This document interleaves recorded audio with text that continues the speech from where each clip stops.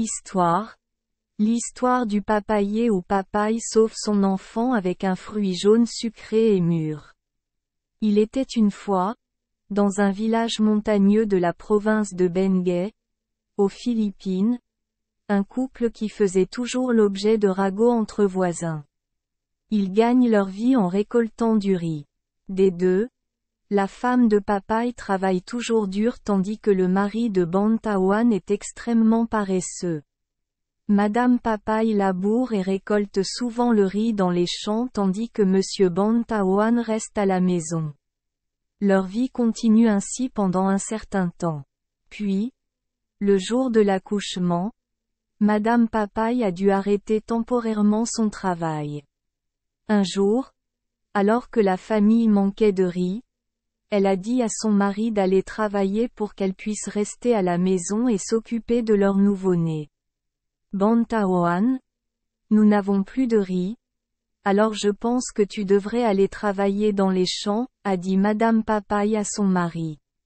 Cependant, son mari a simplement haussé les épaules et a continué à dormir. Pauvre Papaye, elle n'avait d'autre choix que d'aller travailler elle-même.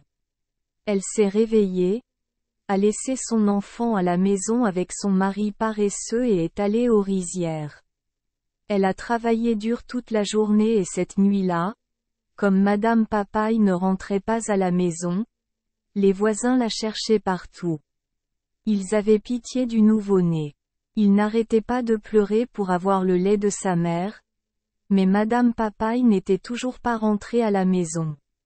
Ils l'ont recherchée partout où elle pouvait aller ce jour-là, du pied de la colline jusqu'au sommet de la colline.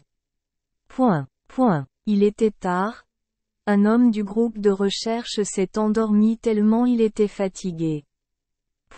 J'ai un rêve. Il rêvait d'un arbre au milieu d'un champ qui lui parlait. Je suis la mère perdue. Donnez mes fruits au précieux petit enfant que j'ai laissé derrière moi.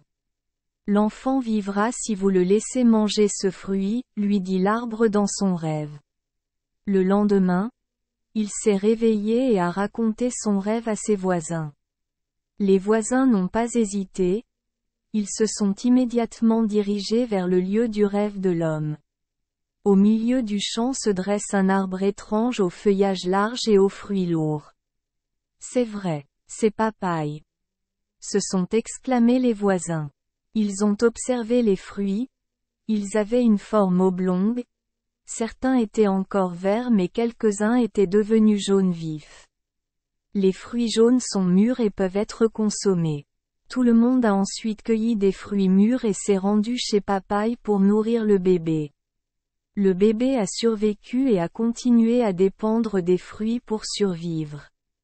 Depuis, l'arbre d'origine inconnue qui est apparu au milieu de ce champ a poussé rapidement et a produit des fruits de plus en plus délicieux et sucrés.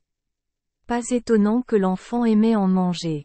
Et parce que l'arbre disait à l'homme dans son rêve qu'il était sa mère disparue, les voisins ont décidé d'appeler cet étrange arbre Papaye. Les années passèrent, le papayer devint papayer.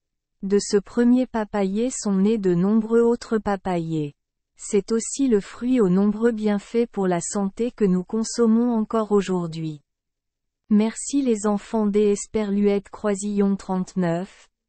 Avoir écouté des contes de fées au jour Esperluette Croisillon 39. 8. Espérons que les histoires apporteront aux enfants des moments heureux et significatifs. Si vous aimez notre chaîne, veuillez appuyer sur le bouton S Esperluette Croisillon 39. Abonner, pour ne manquer aucune histoire intéressante.